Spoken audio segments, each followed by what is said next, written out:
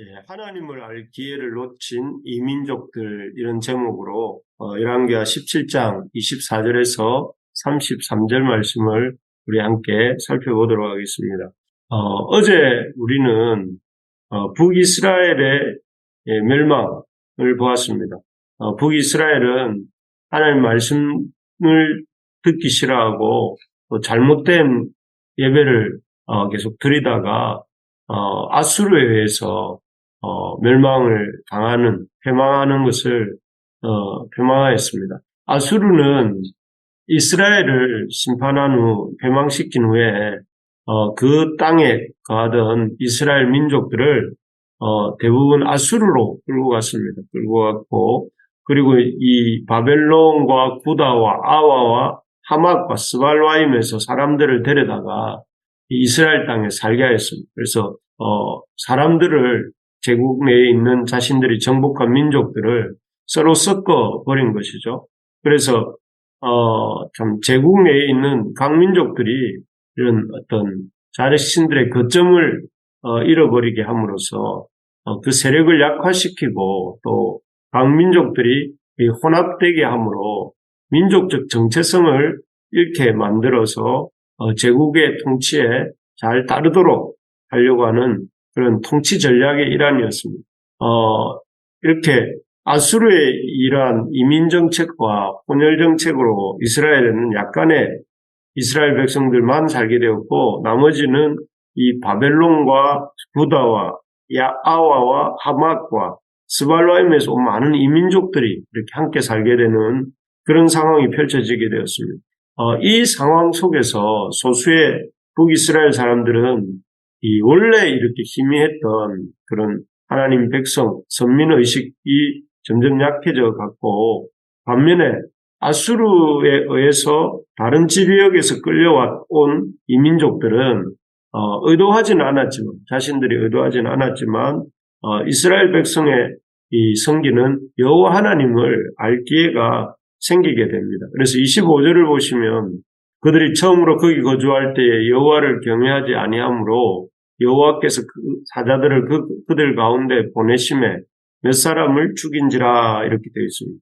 여기에 보면 여호와를 경외할 줄 모르는 이민족들 중에 사자들이 나타나서 여러 사람이 죽게 되는 사고가 일어나게 됩니다. 이 사고를 겪으면서 이민족들은 이 사고가 자신들이 여호와 이스라엘이 섬기는 여호와 하나님을 섬기지 않았기 때문에 일어난 일라고 생각을 하게 됩니다. 하게 되고 그래서 이 아수르 왕에게 청해서 아수르 왕이 이들에게 포로로 붙잡혀온 이스라엘 백성 중 제사장 한 사람을 보내서 여호와 경외하는 법을 이렇게 가르치도록 합니다. 비록 이처럼 의도하지 않은 일이지만 이 민족들은 이렇게 여호와 하나님을 알게 되는 기회가 생긴 것입니다.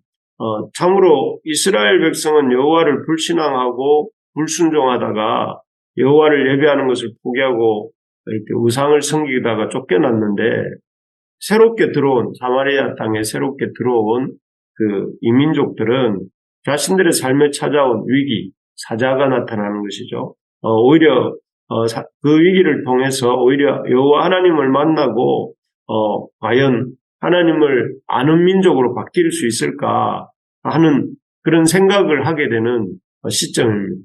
어떻게 되었을까요?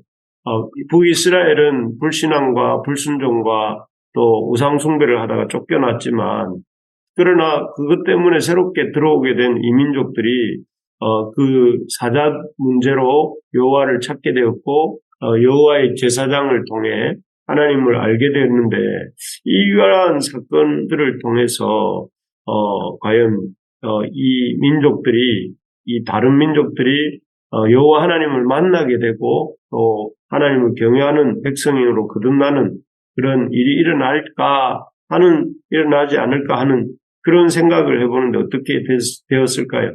과연 여호와를 경외하는 민족이 될 수 있는가?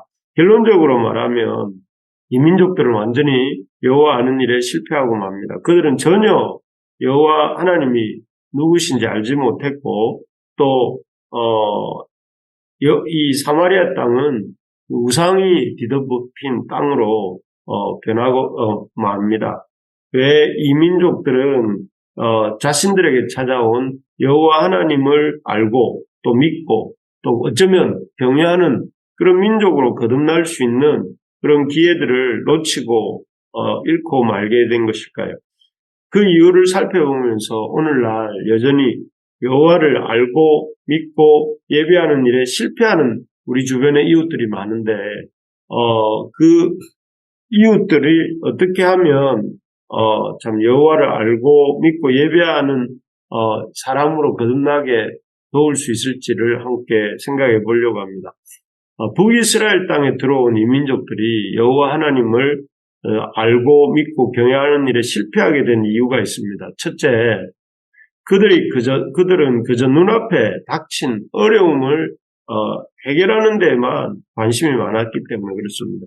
사자들이 나타나서 자신들이 중에 몇 사람을 죽였고 또 진노한 이스라엘 사람 신이 얼마나 또 앞으로 이렇게 이 사람들을 죽게 할지 모르는 상황이었기 때문에 그들은 이 문제, 사자들의 문제로 인해서 자신들의 일부가 죽게 된 문제를 해결하고 싶은 마음으로 하나님의 법을 배우려고 했죠. 때문에 이 시간이 흘러서 이 사자의 문제가 해결이 되고 나니까 더 이상 여호와 하나님에 대해서 알고자 하는 마음이 없어졌습니다. 그래서 마치 그 마태복음 13장에 나오는 마음밭의 비유에 나오는 것처럼 이 돌짝밭과 같이 된 것이죠. 그래서 돌짝밭에 어떻습니까? 하나님의 씨가 떨어집니다. 그리고 하나님의 씨가 떨어진 씨는 이 얇은 돌밭에 떨어져서 싹이 나옵니다. 그런데 흙이 깊지 않았기 때문에 해가 돋은 후에 그 씨의 뿌리가 타서 말라버리므로 그 씨는 죽고 맙니다. 그래서 이런 돌짝밭과 같은 마음의 상태가 여기 이 북이스라엘 땅에 들어온 이 민족의 마음이었습니다. 사자 문제가 해결되고 또 그러고 나니까 믿음이 말라버리고 또 원래의 상태로 돌아가 버린 것이죠. 하나님을 알되 또 실용적인 목적, 어떤 내 삶에 어떤 도움을 얻으려고 하는 어떤 내가 원하는 것을 이루려고 하는 그런 목적으로 하나님을 알려고 하는 것은 그 문제가 해결 안 돼도 하나님을 떠나고 해결돼도 하나님을 떠나고 맙니다. 그렇지 않겠습니까? 문제가 해결되기 위해서 하나님을 믿었으니까 문제가 해결 안 되면 하나님을 못 믿어서 떠나고 또 해결이 됐기 때문에 더 이상 도움이 필요 없기 때문에 떠나게 되는 것이죠. 이러한 신앙은 진정한 신앙이라 할 수 없죠. 진정한 신앙은 내 문제 해결을 위한 수단으로서 하나님을 만나려 하는 것이 아니라 하나님 그분 자체를 알고자 하는 마음으로 그분께 나아가는 신앙이 진정한 신앙입니다. 그래서 기도도 마찬가지죠. 하나님을 알려고 하는 마음으로 기도하는 것이고 또 알게 된 하나님께 순종하려고 하는 마음으로 기도하는 것이지 기도하는 것을 통해서 뭔가 목적을 성취하려는 수단으로서 기도할 때에 그 기도는 오래가기가 힘든 기도인 것입니다. 바라는 것은 우리의 믿음이 하나님을 더 알고자 하고 또 이 하나님을 알아가는 일에 더욱 힘쓰는 믿음이 되기를 간절히 소망합니다. 그리고 그런 믿음이 우리 모두에게 있기를 소망합니다. 하나님을 더 깊이 참 심오하게 알아가고 누리고 또 하나님과 동행하는 우리 부르심의 가족들의 믿음이 되고 또 기도 생활이 되고 신앙 생활이 되기를 주님의 이름으로 축복합니다. 북이스라엘 땅에 들어온 이 민족들이 여호와 하나님을 알고 또 믿고 경외하는 일에 실패하게 된 이유는 둘째로 그들을 바른 신앙으로 인도할 스승을 만나지 못했기 때문입니다. 이 여호와 경외하는 법을 민족들이 가르쳐 달라고 아수르 왕에게 청하죠. 그래서 아수르 왕이 제사장 들려온 사람들 중에 제사장을 이들 가운데 보내줍니다. 근데 사실 이렇게 아수르 왕이 보낸 제사장은 정통, 우리가 알고 있는 그런 정통 레위인 출신의 제사장이 아니었습니다. 왜냐하면 이 여로보암 1세가 한 일 때문인데요. 그는 남유다와 나뉠 때에 예루살렘으로 사람들이 가는 것을 막고 싶었습니다. 그래서 한 일이 뭐였습니까? 베델과 단에다가 금송아지 우상을 세웠습니다. 그리고 그 금송아지 우상을 섬기는 사람들을 레위인이 아닌 일반인들로 이렇게 세웠습니다. 그리고 이제 절기를 임의로 바꾸었죠. 그런 것처럼 그때 세워진 우상들 제사장들은 이 레위인이 아니었습니다. 레위인이 아니었고 일반인들로 제사장을 세웠기 때문에 우리가 생각하는 것처럼 성경을 또 이렇게 예배를 제대로 드리는, 성경을 제대로 알고 예배를 제대로 드리는 그런 사람들이 아니었고, 금송아지 우상을 여호와라고 이렇게 말하면서 또 그렇게 이 금송아지 우상을 섬기는 일을 했던 사람들이 그 시대의 제사장들이었습니다. 그러니 이런 레위인 아닌 일반인, 금송아지를 섬기던 제사장, 성경의 절기가 아니라 자신들이 정한 절기를 참 하나님의 절기라고 하면서 지키던 이 제사장이 이 이민족들을 제대로 가르칠 수 있었을까요? 그 제사장이 이민족들에게 여호와 경외하기를 가르치지 못했습니다.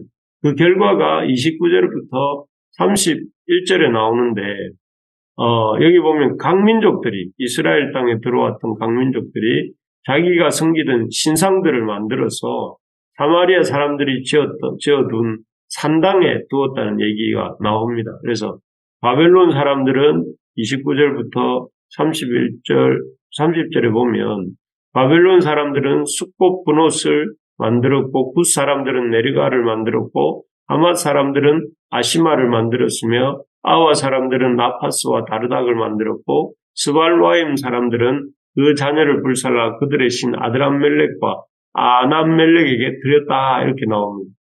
그야말로 이렇게 저마다 다 자기가 섬기고 싶은 신들을 이렇게 만들고 또 신들에게 해서는 안 될 짓들을 자녀를 불에 태워 죽이는 그런 일들을 행하고 그리고 있는 이 참 오히려 여호와를 경외하는 법을 배웠는데 그 제사장으로부터 배웠음에도 그 결과는 오히려 우상 천지가 되어버리는 그런 결과가 나타나는 것입니다.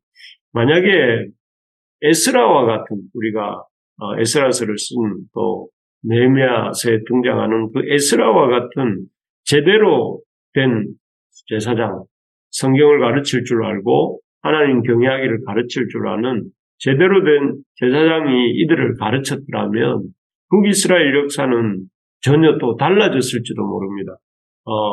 오히려 하나님을 제대로 경외했을지도 모르죠. 하지만 북이스라엘에는 이 당시 제대로 된 성경 선생도 없었고 제사장도 없었기에 그 나라가 망했고 또 이민족에게 하나님 말씀을 전할 기회가 왔지만 아무런 역사도 이루지 못했던 것입니다.